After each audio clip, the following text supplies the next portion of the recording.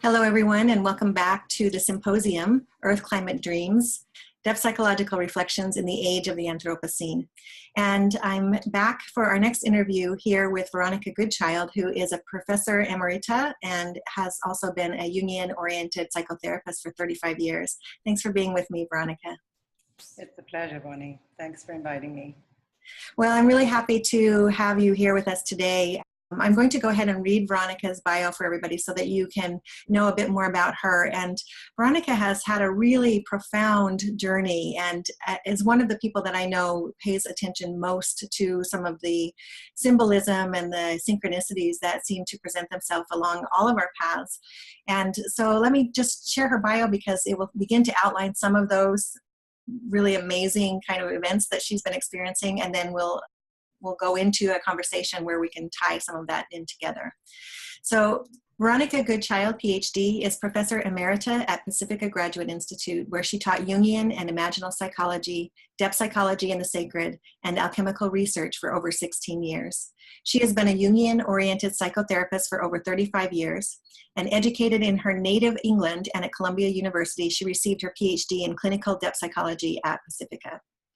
Veronica is the author of 2 books, Eros and Chaos, The Sacred Mysteries and Dark Shadows of Love, and Songlines of the Soul, Pathways to a New Vision for a New Century.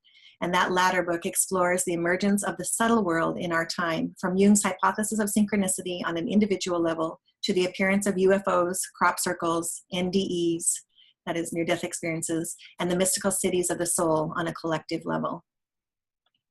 In recent years, Veronica has been drawn by her dreams to visit sacred sites and has made journeys to Egypt, Peru, sacred landscapes of the UK, and Black Madonna and Mary Magdalene sanctuaries in France and northern Spain. Feeling grief over our environmental and spiritual crises, and again led by dreams, she has undertaken 2 pilgrimage walks on the Camino de Santiago in southwestern France. And these led her to apprentice herself to 2 separate but related shamanic paths, the path of pollen in England, an ancient indigenous European tradition based on the symbolism of the bee, something that's very close to my own heart as well, and the mystical path of the Caro, Peruvian tradition supported by Pachacuti Mesa tradition of Don Oscar Miro Quesada. These traditions focus particularly on our energetic and imaginal relationship to nature and to the spirit of nature, and extend our path of service from self to the environment in deeply meditative ways. And for Veronica, the value of these ancient healing paths offer a natural extension of Jung's psychology from the individual to our current ecological and spiritual crises.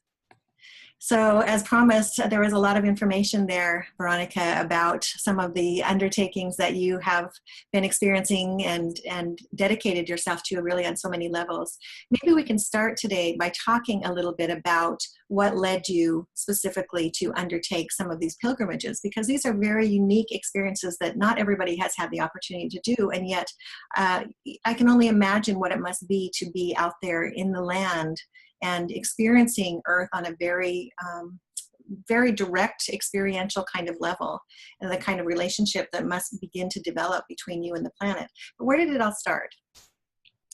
Well, my husband and I had taken time out from our jobs, actually, teaching jobs, about 3 years ago. And France being my favorite country and the sort of landscape of my soul, we had rented a place near Aix-en-Provence for several months. And this was 2013, when there was quite a bit in the news, as I recall, about the ecological crisis and the ongoing denial at that point, in the US and other places about the reality of climate change.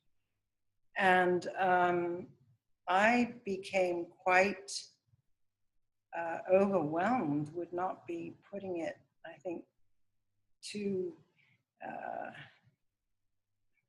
I got really filled with a kind of grief about, it struck me in a new way. That's really the only way to describe it. I felt tremendous grief all of a sudden on a deep level about our planet and the environmental crises and all the things we now know about how humankind is contributing to climate change. And at the same time, 2013, I think, was when we you know, the war in Syria was escalating, and it just seemed as if things were really dire on our planet. And it affected me in you know, I felt tremendous sadness. And at the same time, it felt so overwhelming. And I know people have this experience. And when you feel overwhelmed, it's sometimes hard to know how to engage such a hugely universal and collective problem. And so it had been on my mind to walk the Camino at some point, but I didn't know at that point that there were actually 4 major paths of the Camino that go through France and that meet up with, you know, the Spanish route, which is the one that most people are more, you know, familiar with. So we were also living at the foot of Mont Saint-Victoire, and I was doing a lot of hiking on that mountain and had some really powerful experiences on the mountain, which made me feel I was beginning to connect really with the spirit of nature. The alchemists sometimes call that the lumen naturae.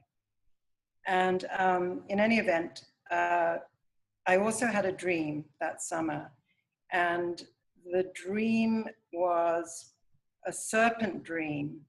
And this dream became very important to me that whole summer. In the dream, the serpent has, the part that's relevant for this discussion, had wound itself around my arm and was sort of looking at me like this. And of course that was quite scary, as it often is with those kinds of dreams, that sense of being, you know, rooted to the spot and claimed in some way, I suppose I could say. But the dream is in the dream, the serpent, the snake, is speaking to me telepathically, and he is sort of instructing me, she is instructing me, that I needed to sort of submit my ego, I'm putting it into the daylight world now, to life, to the spirit and energy of life, that the serpent was saying that he or she represented. And I didn't exactly know what this meant in the dream, but as the serpent is like in my face like this, and I'm feeling the fear, something is telling me to try and relax. And as I relax and try to be more comfortable in the presence of this serpent, the space between us opens up a kind of portal. And it's as if I'm able to look into, you know, that underlying reality that quantum physics, of course, is speaking to us a lot about at the moment. It was as if a portal opened up and I could see the energy nature, the underlying energy nature, which we now know is not empty space, but a quantum plenum, or whatever all the other words are for it. And this was a very, very powerful experience. When I came out of the dream and spent a long time meditating on what this could be, what this might mean for myself or whatever,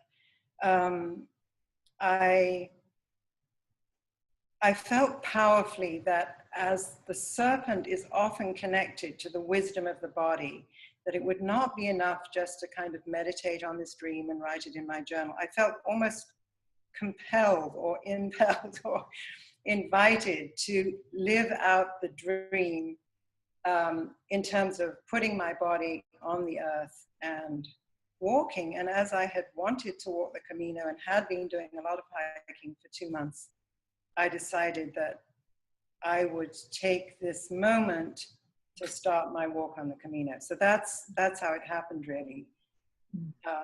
And I did walk as a pilgrimage, and what that meant for me was to walk in a meditative fashion, taking on board my grief and sadness about the state of the environment in our world, and simply to put one foot in front of the other, really holding that image, my sorrow, and really paying attention to the earth and the spirit of the earth as I walked along. So I did it as a solo meditation, really, for the earth. That's how I approached it.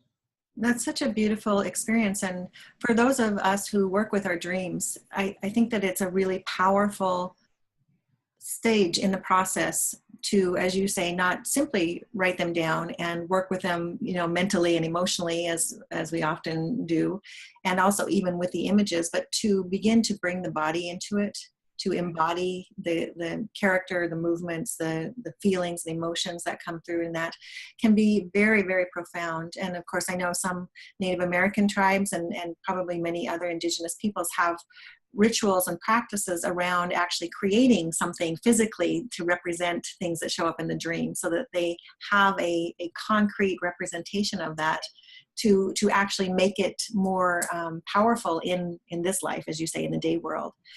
So I think that that's a really amazing way to begin to take that energy from what you felt in the dream and the symbol of the snake and start to move onto the earth. And of course, the snake is such an earthly creature. Right, as we say. Yeah, and so that's an amazing thing, and I really honor the way that you seem to honor your dreams, and I also understand that what's coming out for you, all of this is really a container in a way for you to contain that grief that you mentioned around the ecological crises and the things that are happening. And there's so many of us that are affected deeply by that. That's why we're all here today, right, listening to this or watching this. I wonder if you can say more about some of the synchronicities that happen to you during your travels or your pilgrimages, your walks, that are related to your own relationship to the earth and understanding of new tenets and ideas.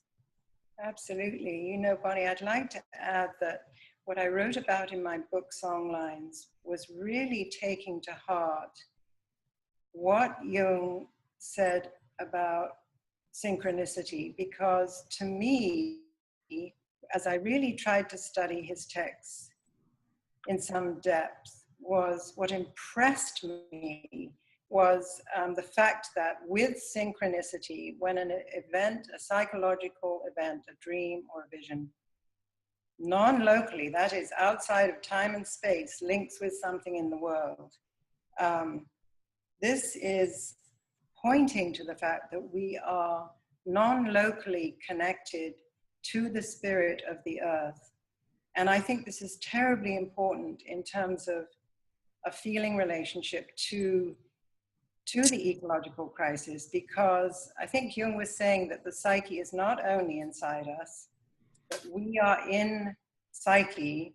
And really, if you think about it, as he was searching for ways to describe this psyche-matter connection or psyche-nature connection, he said in the end that psyche is really world.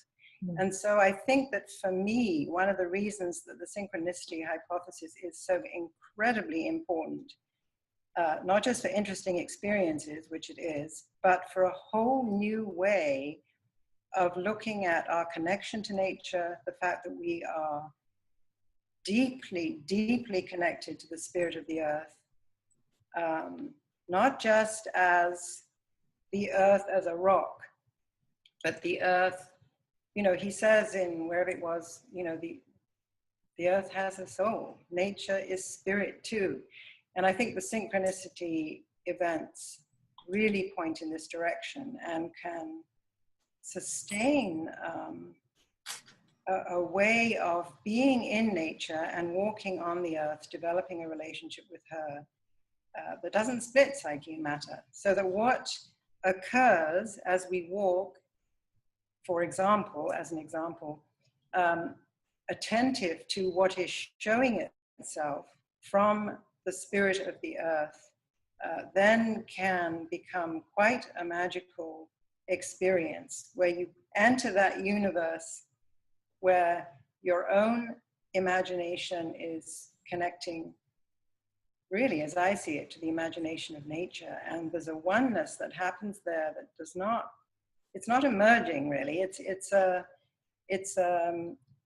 differentiated sense of how intimately we are connected to the spirit of the earth. And that's what happened on my walks. I mean, I had some just that's how I got to the path of pollen, for example. Because just to give you an example from first walk, I was in this mode of paying attention, saw this rock, and that it was a being. I mean, just in that state I was starting to be in from walking, sometimes very long days. You know, your ego mind starts to break down. That's something that happens, and you get more and more into your feeling heart. At least that was my experience. And so I would see these rocks sometimes, and they seemed as if they were sort of appealing or making an appeal of some kind. If that happened, 2 occasions with rocks, then I would pause and enter into a kind of, I could use the word, the phrase active imagination with them. And on this first rock that I met, I had such a conversation with the rock. And it turned out that there was a bee's nest at the bottom, of the rock. And that's how the whole connection between colony collapse and what I later discovered through a series of, I can only describe being led like crumbs through a forest to the path of pollen in England, which is a shamanic path based, as you said from my bio, on the symbolism of the bee. So walking became a kind of dreaming while awake. And my experience was that I was being taught about a way that, despite the horrors, quite frankly, of climate change and the results of oceans heating up and the ice melting and species extinction and all of that, I was also being taught not to sort of sink with the ship or fall into a kind of depression only about it, but I was being taught that there are ways that I could, just in my own small way, connect with nature by noticing her and noticing, the different denizens of nature, the rocks, the bees, and then frankly afterwards, how, as you do in a dream, I would keep a record of my experiences in a journal, and then then afterwards I would deepen my experiences through research and ongoing exploration, so that it wasn't just a one-off thing, but it unfolded into quite an extraordinary journey. So and there were a lot of those kinds of experiences on my first walk. It's such a beautiful way of again, of just working with it, and it's the Jungian way, but it's also such a soulful way of being with the images that emerge. And for me, the word image often falls short, because an image is, sure, it's something that we see visually, or it could even expand to be something that is experienced by the senses, to a sense of sound or smell or touch. But I wanted to parlay that a little bit into the idea of the Anima Mundi. This is an expression that I absolutely love. When I hear this term, it just does something magical for me. And of course, most people that are listening to this will know that the Anima Mundi is the soul of the world, and the idea that everything is alive and ensouled. And you've referred to some of these experiences, particularly seeing a rock as being alive and ensouled, or some of the other I guess landscape, the topography maybe that you encountered. Can you say a bit more about the world soul, the Anima Mundi, and what you experienced in terms of your relationship to that? Well, of course, I was aware that one of the things that Jung says about synchronicity is that it is a momentary eruption of the unus mundus into this world. And the unus mundus is this idea from alchemy, and I'm sure it's a very ancient term, which really refers to the idea that at bottom, psyche and nature are really one. They're 2 expressions of the same underlying reality. And he said, in a true synchronicity, at that moment of impact, when the aha moment or the miracle moment, there's a brief eruption of that unus mundus into this world, and you have a sense of magic or a sense of momentary oneness or harmony or whatever. And so I was, of course, aware of that. The Anima Mundi, in the way that I understand it, and I don't know if this is correct or not, but my feeling is, or my understanding of what the Anima Mundi is this soul of the world, is the sort of energetic impulse within the unus mundus. It's like, I mean, it's described in so many different ways, but it's sort of like the creative, active, feminine principle of this underlying one unified reality, which of course quantum physics is giving us extraordinary models for now. So one of the things that I started to realize slowly, it dawned on me, was that in some of these encounters, if they had a sort of deep emotional and spiritual resonance, as several of them did, it was as if in walking that a kind of doorway, that's the only way I know how to explain it, that a sort of doorway opens in space-time, and you kind of step into this world where everything momentarily feels like it's held together, and you have a sense of the magic of the world and the spirit of the world, and how me or anybody is just a little cell in the honeycomb of creation. And I really began to feel that on several occasions. And so what was extraordinary about that for me in some ways was that, you know, I told you, walking with a lot of grief, but to be honest, there were days when I went into kind of ecstatic states. And I don't know if that's just because I was really tired through up and down hills and across wilderness areas and through farms and God knows what. But I realized why the Camino de Compostela is a Compostela. It's a path of stars, because really what happens is it's a soul journey. What happens is that, you know, Robert and I talk about inner journeys in the outer world, and Antarctica is his soul place. Robert Ramanujan. Yeah.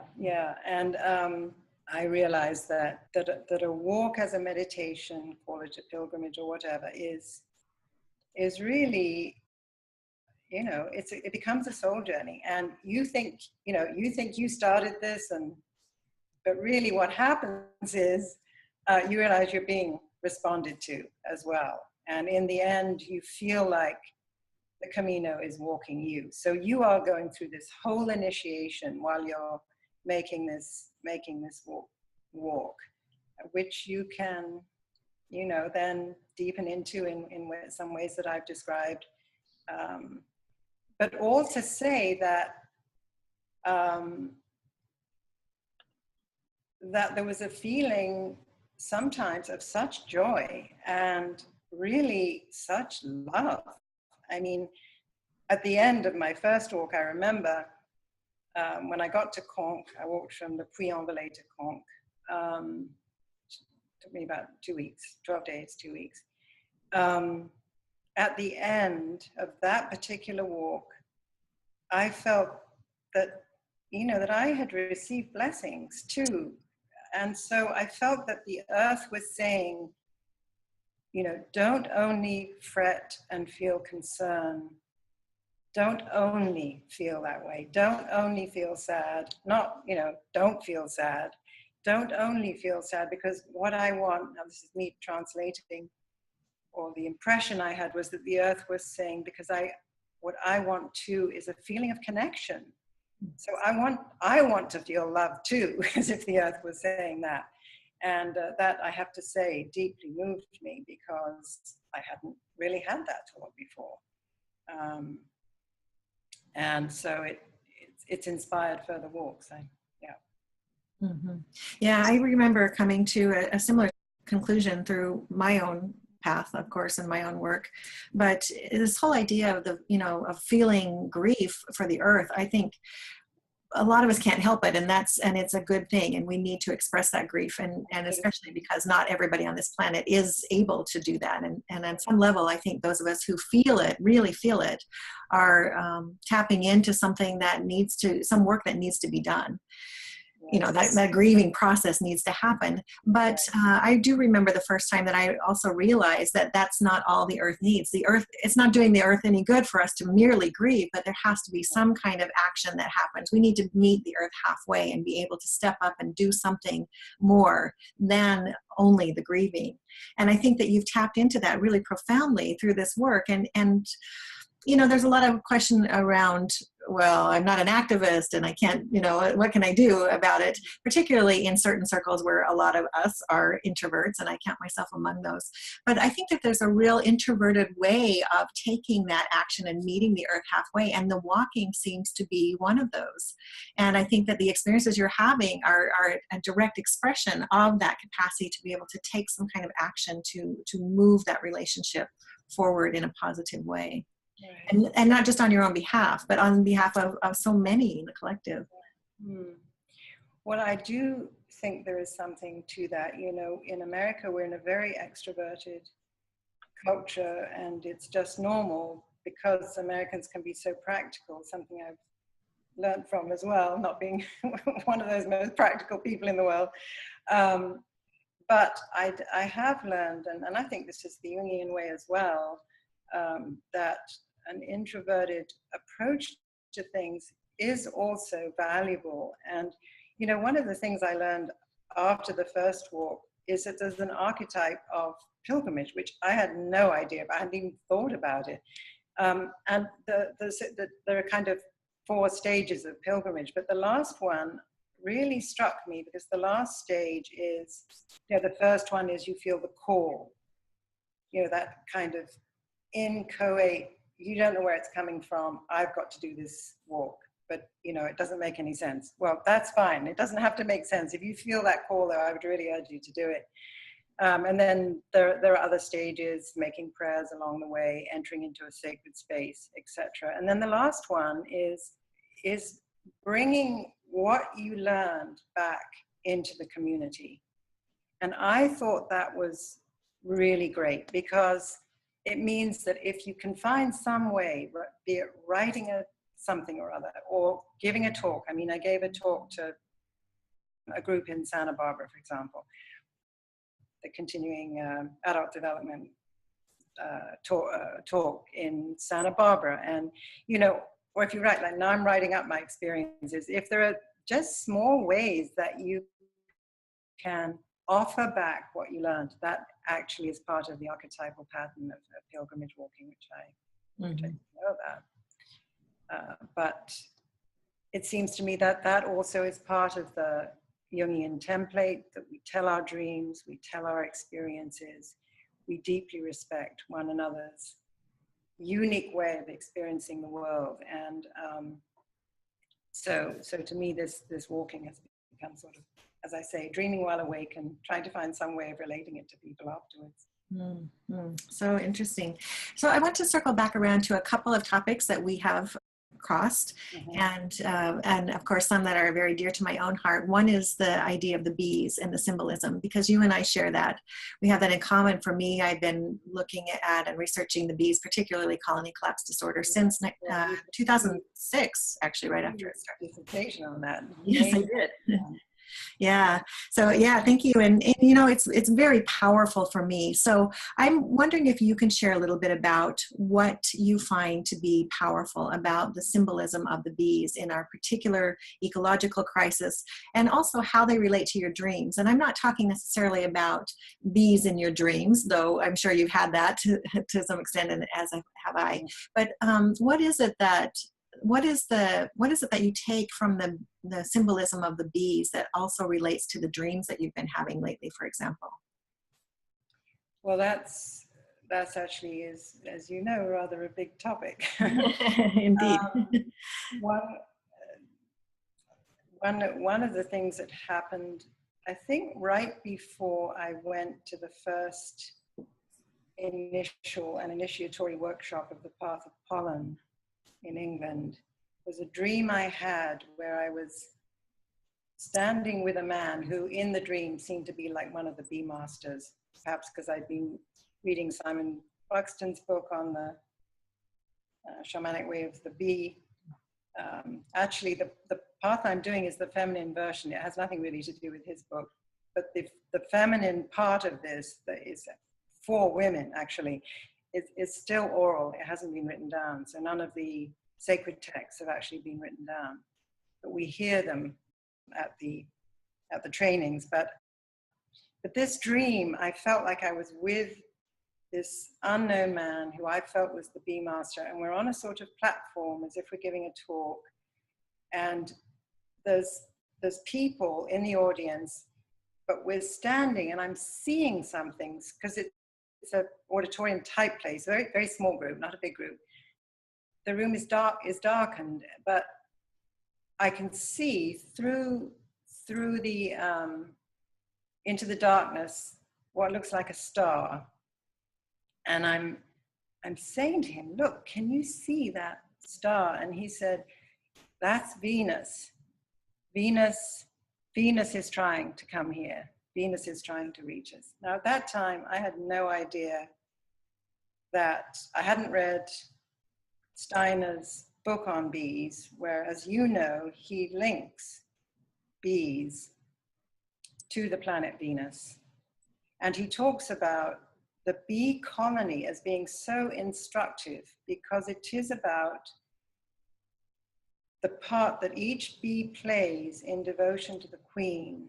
And I know you've written about this, Barney, but it's the idea, perhaps, you know, the idea in Jung psychology that, you know, that one's life after a certain point becomes devoted to that larger self, or that larger wisdom of which we're a part.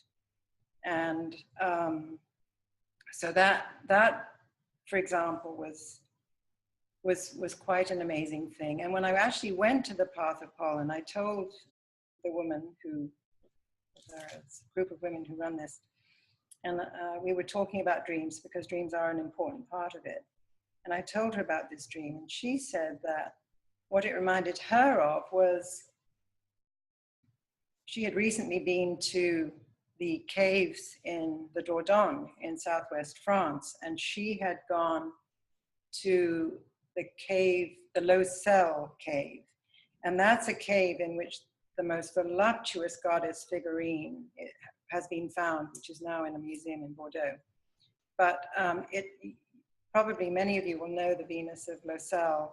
She's sort of accentuated breasts and hips, and her vulva is very exposed, and she has her hand on her womb, and it looks as if it's a swollen womb, and she's holding a moon in her right hand, and she's looking at it. She's got long flowing hair, and she's looking at the moon. It is the most beautiful statue, and she's called the Venus of Lasell.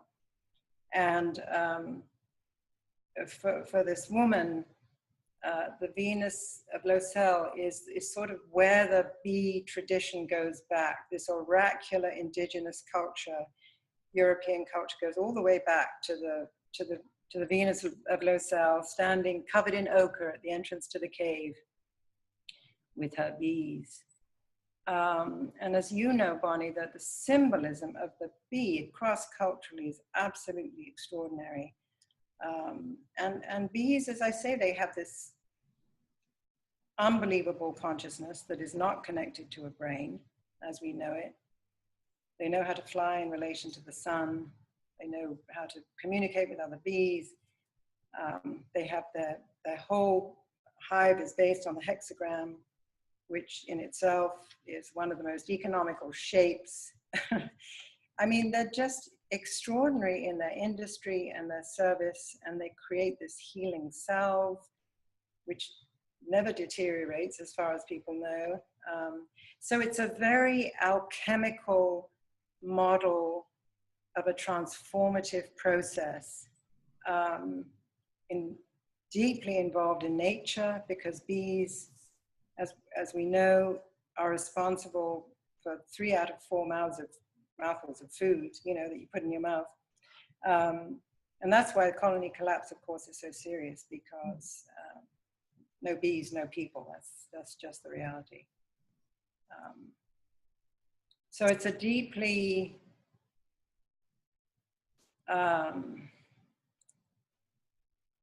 feminine, oracular, healing path. Very deeply involved with nature, natural processes, deeply involved in one's own awakening, one's own oracular nature. So balancing, for me, it's good because all the years of, you know, training to use my mind, it's as if this is now deepening into that romantic oracular side, and it's powerful, and it's a good balance to mind work, which I also deeply appreciate. Mm-hmm. Yeah, every time I see bees, I stop and I appreciate them. And of course, you mentioned in your work how many we see that are just dying and dead on the beach of all places. I mean, it's just so sad. All the pesticides, of course, which are ruining our own health because we eat them. So anyway, it's the way they're so intimately connected with nature and yet seem to have such wisdom and such knowledge to orchestrate the way they organize their lives. So it's a great metaphor, I think, as well as being an extraordinary natural event. Yeah, absolutely. And as you pointed out, so distinctly related to the feminine, because anybody who knows anything about bees, 99% of the colony essentially are female. And of course, they're the ones that are doing the work and making the hive continue to go on. And as a symbol for the feminine, of course, they are very powerful. And that's been also a good part of my work, as well as the idea of the hive being something that's greater than the sum of its parts. So you have individual bees, which are valuable in and of themselves. Each particular one has its own role to play, as you noted. But the idea of the whole, the collective, coming together and becoming something that's even more important. And so for me, the hive itself has always been a symbol of the container. And when that container is broken, as we're starting to see in the case of colony collapse disorder, where, you know, the bees, if you look at bees as people, and we're not coming home to that hive any longer, we're not bringing back the forage from the day, the nectar and the honey, and well, I guess they don't bring back the honey, but the nectar and the pollen, if you're not bringing that back to the hive, then the container can no longer contain what is needed, and therefore things begin to be broken. So this whole idea of the container is really important. I know that in your work you've had some profound connections with the feminine in a number of ways, both through dreams and through some of the things that you've encountered in your travels and your pilgrimages. Would you like to just say a few words about your experience with the feminine and any particular symbol? Yeah, I guess I would like just to mention this recent experience. By the way, Bonnie, I wanted just to say in response to what you were saying, that I do think this kind of forum is a way that we can metaphorically bring something to the group. And I just really want to honor what you're doing, the Depth Psychology Alliance, because, you know, it is various people bringing their experiences to a kind of central hub of which you're as if the queen bee there. and it's quite beautiful that there are these ways that we can do this together, because I do think that's one of the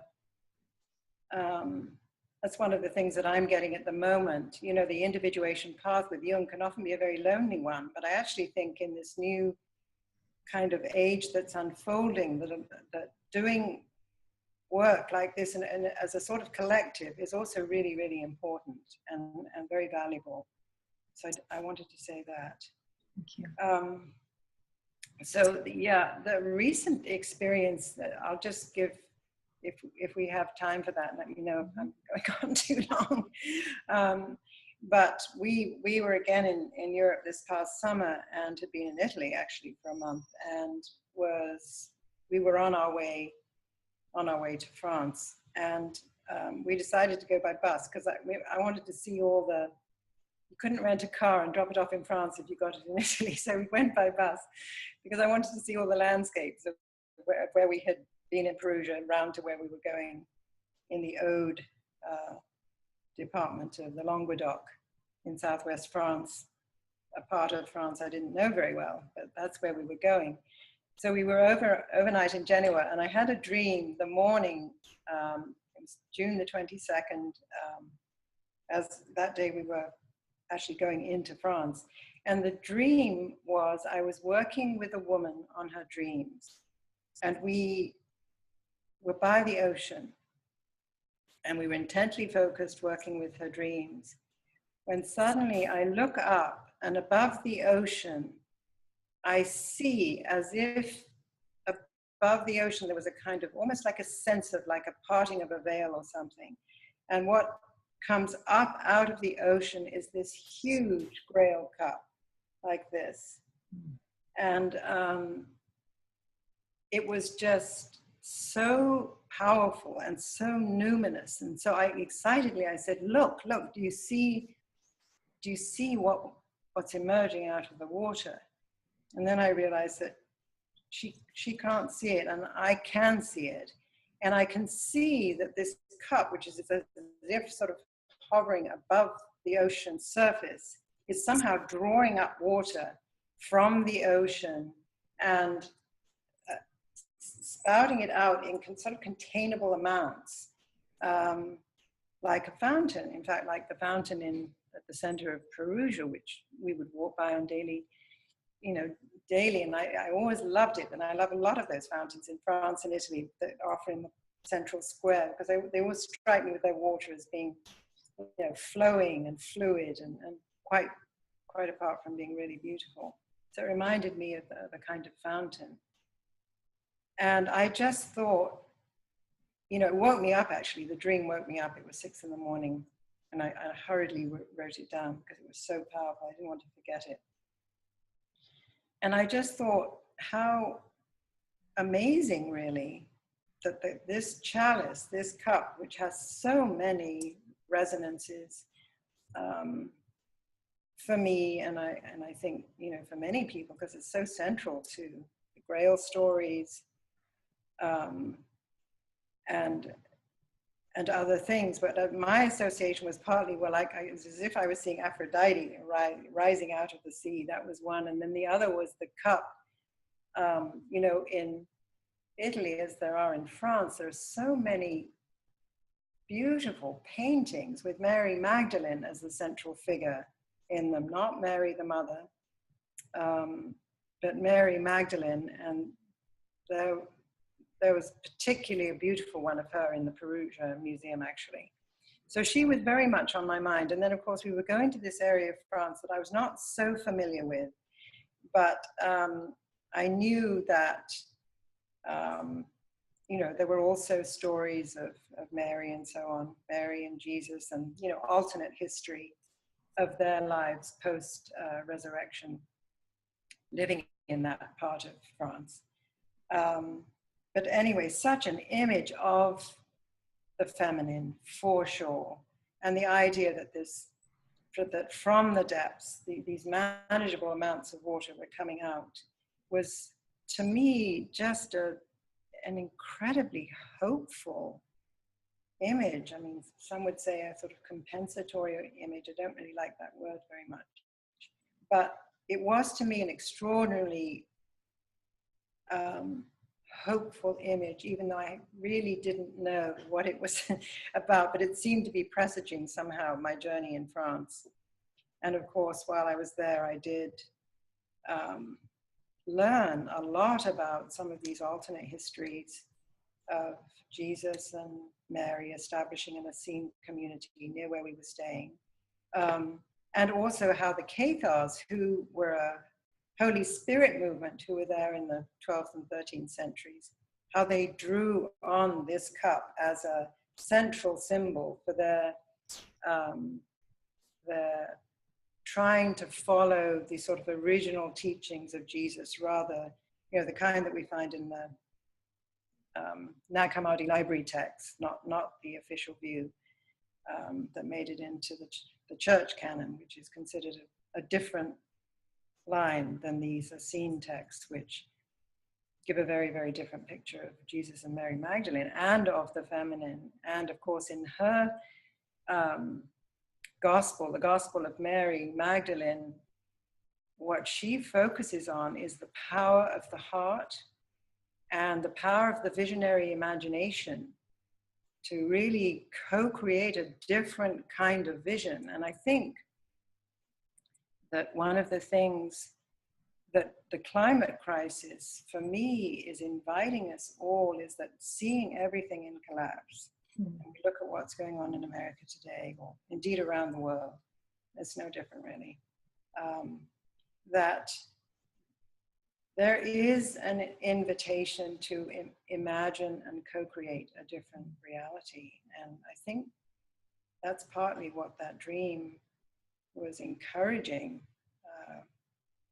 certainly me to do. And, you know, as I share it, hopefully it speaks to other people as well. But the power of, you know, and the necessity of our, not just women, but the feminine in terms of, you know, and how to say, oceans of wisdom, really. And especially as we age, I think that is our job, to try and bring forth the wisdom as best we can that we've learned from all our own mistakes and life's vicissitudes and failures and successes. And you know, to me, that cup is representative of a kind of line of tradition that holds the values of, you know, the Sophianic wisdom that we need in our world today so much, so much. Yeah, yeah, and as you point out, it's something. It's a movement that comes from the heart, and this changes everything. This becomes very profound. Your story about the Grail and the cup emerging from the water coming out of it, reminds me of an Egyptian legend that I'm familiar with. And this is the idea that Neet, who is the great mother goddess of all things, first created Egypt by arising out of the primordial waters. And then after she arose out of the primordial water, she flew away in the form of a bee. And right. Yes, so I'm sure you're familiar with that myth, but this whole idea of the water, the primordial waters, and you know, and that also speaks to me of the infinity of things, you know, the constant cycles that we experience, the, you know, the death and then the rebirth and then the dying again and then the death and the rebirth. And we're in many ways in a cycle of death at this point. If you look around, it's hard not to notice that and see that. And yet there's so many things that are being born that are really truly amazing. And as long as each of us, I think, are doing our own work, then we can be a part of that movement, that rebirth process. And it's really lovely to see the work that you're doing. It really is. Thank you. Yeah. Well, I've been speaking to Veronica Goodchild, who has been a Jungian-oriented psychotherapist for 35 years and is also a professor emerita at Pacifica Graduate Institute, having taught Jungian and imaginal topics for a long time there. And of course, Veronica has 2 books out that you might be interested in looking for. Those are both available on Amazon. One of those is Songlines of the Soul, which is a really beautiful book, and I highly recommend it. And of course, the other one is Eros and Chaos, The Sacred Mysteries and Dark Shadows of Love. And of course, Veronica is offering for everybody who's listening to this a free chapter from her new book, which you can download. And there will be a link here with the video. And that's called Walking the Songlines of the Soul, very appropriately. So please look for the link to download that free chapter, and you can have access to that and read it. And you can find more about Veronica at her website, www.veronicagoodchild.com. And of course, she's also on Facebook, which you look for Veronica Goodchild. Veronica, thank you so much for spending some time with me today. I really appreciate it. Thank you so much, Bonnie.